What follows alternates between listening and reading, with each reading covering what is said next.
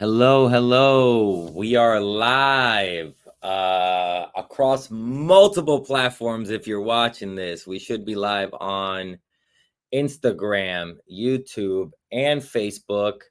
Look, I even got a fancy background, everything, man. We are up in our game over here at First Person Arts. We're really excited today. We're going to talk about today's episode of Philadelphia Revealed. If you haven't seen it, heard the podcast yet, you can go to it wherever you hear your podcast. There he is. Hi, buddy. Hey. What are you doing? How are you, man? man? Let me see. Are you unmuted? Let me see. There you go. Yep, you're unmuted.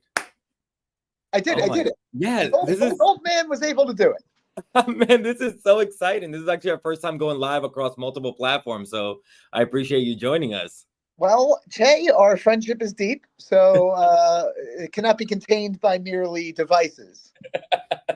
Oh my gosh. How are you? Have you listened to your episode already? Yeah, I listened to it this morning on the way to work. Man, I listened to it also on the way to work this morning, and I didn't know you had such a deep connection to like the stadium itself. First of all, let's tell people what it is. You know, if you haven't seen the podcast or watched our lives yet, Philadelphia Revealed is a podcast that we do, you know, in connection with WHRY and the Atwater Kent exhibit that is currently at PAFA. We had 10 storytellers go check out different artifacts, see what it spoke to them, and then we took that artifact, their personal story, and, you know, made a podcast, which is this. You can get this wherever you get your podcast. And Nick's episode drops today about the turnstile at it was the turnstile at Vet Stadium. Yeah, so I think that the Vet Stadium was just cavernous, and it almost looked like I don't want to say a castle, dude, but it was dank and dark and not really visually appealing. Yeah. Because it was built to be a utilitarian stadium. So they weren't really, it's not like today's stadiums where you walk into Citizens Bank Park and you're wowed. It's really funny because I always make a joke that it was built during the height of like the Cold War. Yeah. And like capitalism or communism. And it's the most communist looking building. Like, yeah. Bowl. So I think that, there's that, you know, there's that. And I think that for me having, you know, my father worked on this. This is what the story really is. That my father, it was one of his first jobs out of college. So I think that the connection I had to that stadium. I mean, I saw so many concerts and baseball games and such that you know, a lot of it was Dave Matthews. It was the 90s, but, so don't hold it against me. But I think that the turnstile itself to me also served kind of like as a gateway to class equality. And I know that sounds kind of crazy, but to get into the stadium, we all had to walk through the same thing. Yeah. And, you know, granted, some people had better seats than others, but the things used to be, you know, at least at a baseline, we were all equal. And that's kind of what I liked about Vet Stadium in hindsight is that it, you know, it's utilitarian design. It's the fact of, you know, this kind of bringing everybody in the community together, regardless of socioeconomics and class and all that. That's what sports does. That's honestly, when I heard your story, that actually reminded me that the first time I ever felt like, wow, I am in the United States was when I went to go see the Mets play. Because like baseball is such like, you know, it's a Dominican thing too. But like, and when I saw it in Dominican Republic, I saw it like in small, you know, yards being played, you know, minor league stuff. You know, my grandfather actually had a trial with the Mets, and he blew out his arm 2 weeks before he was supposed to go. He got into a car accident. So when I went to go see Met Stadium, I was like, oh, I could have been part of this legacy. This, you know what I mean? My grandpa put his arm out. You know, your life is a lot easier. Yeah, if grandpa just could have kept throwing that 90-mile-per-hour fastball, you know.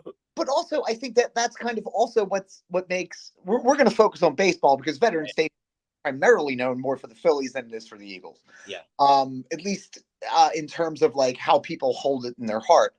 And I think that one of the beautiful things about baseball is that it's a multicultural, especially, you know, Latin America and North America. Mm-hmm. I mean, that's primarily the bread and butter, you know, the Caribbean, huge baseball, especially Cuba has, you know, bequeathed to the world some of the greatest players in history. Yeah. So there is a certain amount of like multiculturalism in baseball that you don't get in any other American sport. Although basketball is I mean, It's getting more there. Yeah. is there. But if But you're you know talking, what? It is in the Olympics now. There are more NBA stars than there were like in the 90s, so it's becoming more international than it was. Yeah. get this. Do you know how that? Why? Because the United States just barely beat France and Yeah.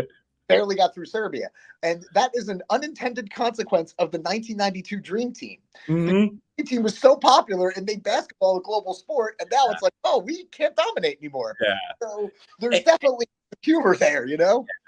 and also I love your story about Vet Stadium because like somebody pointed out, you're probably one of the people who's actually closest to the artifact in this, because you might have even touched one of those turnstiles, and it's so crazy. How does Yeah, it make you feel?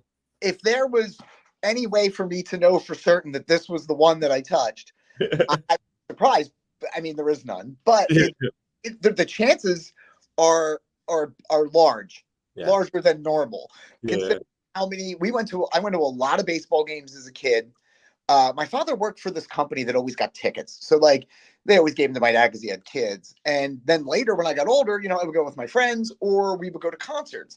And I got to be honest with you, the interior of this place by the 90s and ultimately until its demise, it I mean, there was just puddles of water everywhere. It was dark and it had a faint smell that you don't Yeah. really smell, kind of a mixture of like the subway and I heard in the podcast there was a lot of cats that made it their home. yeah, because they would kill the rats. So it's just like, I mean, it really felt like a castle in hindsight. But Oh, I think that I think that just for some reason, but people loved that stadium. I yeah. mean, loved it. People still buy seats from Veterans Stadium, like the Wow. company or sells them. So like, you, so it has really had a stranglehold more so than like the parks that came before it, which were, I think, Connie Mack and Shibe.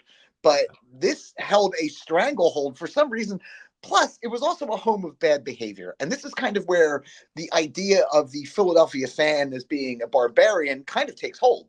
I'm looking at, is there where either the battery or the snowball or whatever, is that where what happened? I don't know if the battery game was at the vet, but I do know, or I mean, the battery game was. I don't know if the snowball one was. I don't Okay. remember. I think that may have been somewhere else. Okay. But the Eagles games had the notorious 700 level, and that's where all the ruffians kind of hung out. And like, you didn't want to be a fan of the opposing team and go to the 700 level because there was a chance you could actually get hurt. Oh, And no. which I don't like about Philly sports. I wish we were a lot nice. It's a game. Like, why are you gonna get mad? It's like, it blows my mind that people do that, Che. But I think that this kind of like attitude kind of arose from the vet, where Philly fans are just like this unruly, motley assortment of like hooligans. Mhm. And I mean, Yeah. it's right. It's true. I'm not going to say it's not, but I think it really kind of took hold while in the vet. I And got you. and it blows my mind that we just keep going. Like, I don't know why anyone would be like, you know what, we're a bunch of terrible people. I wouldn't understand the desire to perpetuate stereotype, but whatever. And it also, it's something like I love this episode too. It taught me that like this wasn't the norm, like these giant arenas like this. Like the vet actually is was one of the first like multi-purpose stadiums like this. Before like a baseball field was a baseball field. Like you wouldn't think of like, and I was like, oh wow, like I didn't think of like this kind of space as being like the beginning of a new era, and it's also like the end. Like, you know what I mean? It holds such an interesting place in arena sports and arena entertainment. Busch Stadium in St. Louis was built on, I think, very similar in shape and with the utilitarian purpose of like, okay, well, our football and our baseball team are going to play here. I mean, it makes sense if you think about tax dollars, if you think about all these things. But what really happened was that when 1992, I think it was Camden Yards first or Jacobs Field in Cleveland, they built baseball specific stadiums. And then they noticed that people like the experience of going to a place where it's just built just for baseball. And there really is something magical. If you've ever been to Camden Yards in Baltimore, it really is a beautiful stadium. 32 years old now, it's still beautiful. So I think once we got into this like kind of niche stadium, you saw like the idea, although great, I think in theory was terrible in practice because the vet had surface issues for years, and then you're switching from baseball to football. And there Yeah. was a host of issues. And I think as much as I'm a money saver of our tax money, it would be nice because we could put it towards things we need, Yeah. schools and healthcare, and Yeah. won't go that way. Yeah. It's about But Philly sports. Philly sports, but what's socialist in Philly sports? But the point, there is something kind of magical to that. But at the same time, I have to tell you, there are times when I was at Citizens Bank Park recently this year, and it doesn't, as beautiful as it is, and it is beautiful. There was something sort of like majestic about the vet because it was just so cavernous, and then you kind of walked up these like series of ramps, and then it just opened up to this expansive green field. Yeah. And I think that, to me, that's always been my number one memory of going to the ballpark. It's always been that first view. Yeah. It was pretty dramatic. I don't want to take it away, from the Philly experience because it's what this episode's about. But I remember growing up in New York. Yeah. I love the original Shea Stadium and the original Yankee Stadium. And then when they remade it, it became too much of for Yankee, it became too much of this weird fortress of solitude. Remember the greats. I felt like I was going to church. And then the Mets became way too corporate that it felt like it no longer belonged to the team. So I get what you're saying. These stadiums felt a lot more like this is ours. This literally we've left our soul in there. And then it comes through to be more corporate and these shrines to these legacies that you're like, that's not really the vibe we're going for. It kind of loses. I mean, I understand that buildings get dilapidated. You need to tear them down. I'm not a fool, but at the same time, the all new construction, and you even see this in neighborhoods throughout the country now, especially in cities, is that it's almost lifeless. It has no soul. So I think what you miss about Shea and Yankee Stadium, and what I miss about the vet is that it may have been a dump, but it had soul to it. It had character. And that's kind of, and I like Citizens Bank Park, so I don't want to. But there's if it lacks it lacks the flavor and character of a Veteran Stadium, and you can't really. Although, I'm glad we have an upgrade. You can't just overnight snap your fingers and then this is the stadium. You know what I mean? It needs some time to build its own history. But Nick, man, thank you so much for your time. That was awesome. It's nice to talk to you a little more about this. And again, if you want to check out Nick's full episode, check out more of the history of the stadium and Nick's place in it. Check out the episode of Philadelphia Revealed, wherever you get a podcast, and go to the Atwater Kent exhibit at Papa. We have 3-story games where you can go in there and find your own story. So, man, it was amazing. Nick, anything that you want to plug or anything before we get out of here? No, except for this, which I'm very proud of. And, my new book's not out till next year. So let's just worry about that. We'll talk about, we're going to bring you back a lot to talk more about this. Your project. Dude, take care of yourself. Have a good rest of the day. Hey. Bye-bye, Nick. All right. That was my conversation with Nick. Let me see if I could do this next part seamlessly. I just want to talk about one more thing before we get out of here today. There we go.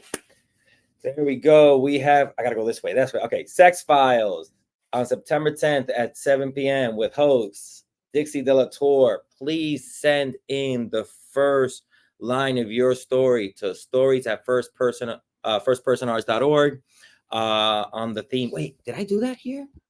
Could I do this? Hold on. Could I do this? Can I show? No, that's the WHYY. Okay, I'm still working on this. Hold on. No. Oh, you know what? I'm gonna create one right now. Stories@firstpersonarts.org. See, I'm doing work right in front of you guys. There we go. Show. Send the first line of your story to stories@firstperson. Nope, I misspelled that. See?